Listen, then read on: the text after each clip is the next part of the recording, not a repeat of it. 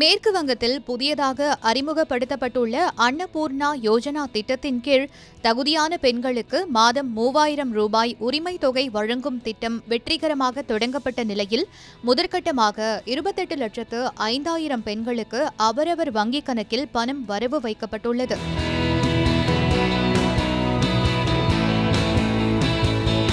மேற்கு வங்க அரசு பெண்களுக்கான புதிய வரலாற்று சிறப்புமிக்க நலத்திட்டத்தை அறிமுகப்படுத்தியுள்ளது.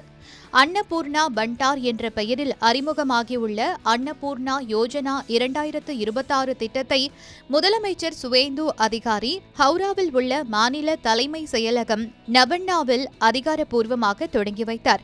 இந்த திட்டத்தின் கீழ் தகுதியான பெண்களுக்கு மாதந்தோறும் 3000 ரூபாய் நிதியுதவி நேரடியாக வங்கிக் கணக்கில் வழங்கப்படும்.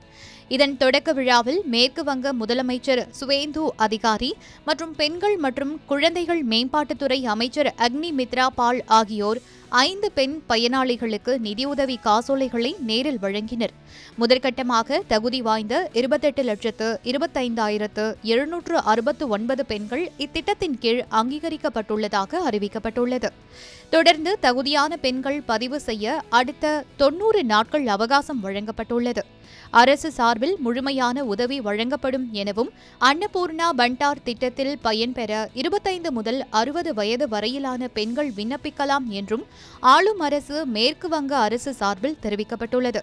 தகுதியற்ற நபர்கள் பலன் பெற்றால் பொதுமக்கள் ஆட்சேபனை தெரிவிக்கலாம் என்றும் இதன் மூலம் வெளிப்படைத்தன்மை உறுதி செய்யப்படும் எனவும் கூறப்பட்டுள்ளது. எனினும் அரசு வெளியிட்டுள்ள 11 பக்கங்கள் கொண்ட நீண்ட விண்ணப்ப படிவம் பெரும் விவாதத்தை ஏற்படுத்தியுள்ளது. எளிய பெண்களுக்கு இந்த படிவம் மிகவும் சிக்கலானதாகவும் நீளமானதாகவும் உள்ளதாக பல்வேறு தரப்பினரும் கடுமையாக விமர்சித்துள்ளனர்.